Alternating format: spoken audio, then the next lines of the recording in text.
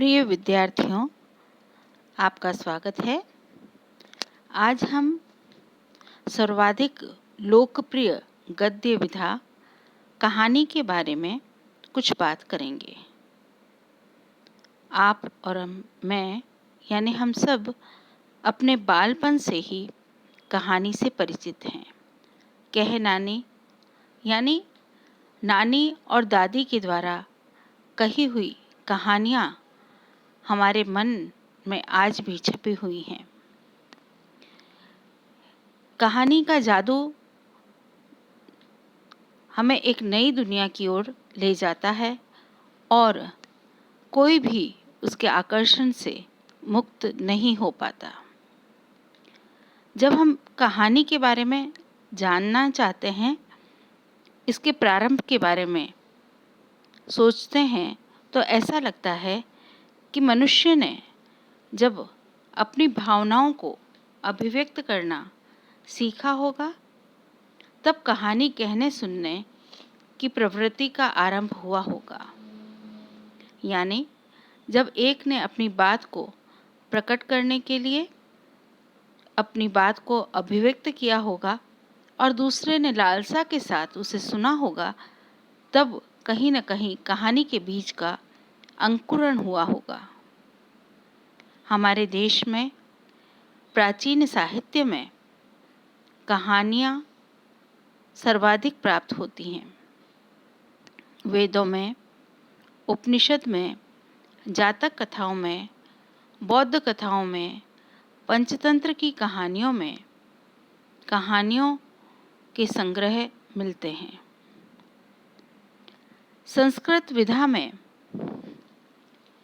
संस्कृत में इस विधा का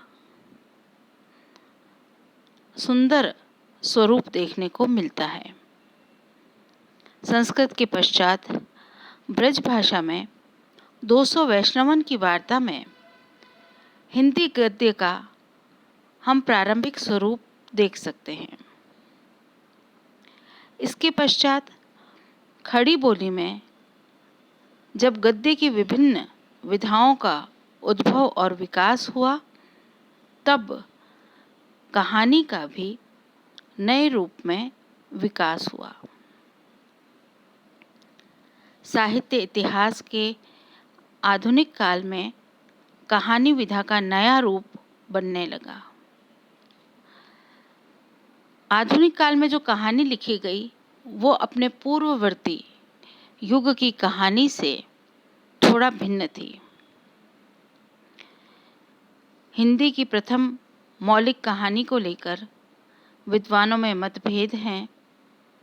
कुछ विद्वान इंशा अल्लाह खां की रानी केतकी की कहानी को प्रथम कहानी मानते हैं। कुछ विद्वान बंग महिला की दुलाई वाला को प्रथम मौलिक कहानी मानते हैं। लेकिन यह तथ्य तो निश्चित है कि आधुनिक काल में कहानी, जिसे अंग्रेजी में शॉर्ट स्टोरी और बंगाल में गल्प कहा गया, अपने नए स्वरूप में अवतरित हुई। आधुनिक काल के प्रारंभ से लेकर जब अनेक प्रकार की भिन्न भिन्न भावों की कहानियाँ लिखी गई, वर्तमान युग तक कहानी विभिन्न आंदोलनों के उतार चढ़ाव के साथ परिपक्व होती गई और आज भी वह लोकप्रिय विधा बनी हुई है। कहानी की परिभाषा की बात करें तो कहानी के बारे में पश्चिम विद्वान हडसन ने कहा, लघु कथा में एक ही मूल भाव होता है। एडगर एलन पो कहते हैं, कहानी एक ऐसा आख्यान है जो एक बैठक में पढ़ा जा सके और पाठक पर किसी एक प्रभाव को उत्पन्न कर सके। हिंदी के विद्वान डॉक्टर श्याम सुंदर दास का कहना है, आख्यायिका एक निश्चित लक्ष्य या प्रभाव को रखकर लिखा गया नाटकीय आख्यान है। हिंदी के प्रसिद्ध कथाकार प्रेमचंद जी ने लिखा है, गल्प एक ऐसी रचना है जिसमें जीवन के किसी एक अंग या किसी एक मनोभाव को प्रदर्शित करना ही लेखक का उद्देश्य होता है। उसके चरित्र, शैली, कथा विन्यास सब एक ही भाव को प्रकट करते हैं। संक्षेप में, कहानी छोटी स्वतंत्र रचना है जिसमें किसी भाव, घटना, तथ्य को कौतूहलपूर्ण तथा रोचक ढंग से व्यक्त किया जाता है। कहानीकार जब कहानी लिखता है तो घटना, भाव या तथ्य को अपनी कल्पना, अपनी भावना, अपने भाषा के माध्यम से उसे एक नया कलेवर प्रदान करता है और सुंदर रूप में हमारे समक्ष अपनी अभिव्यक्ति को प्रस्तुत करता है।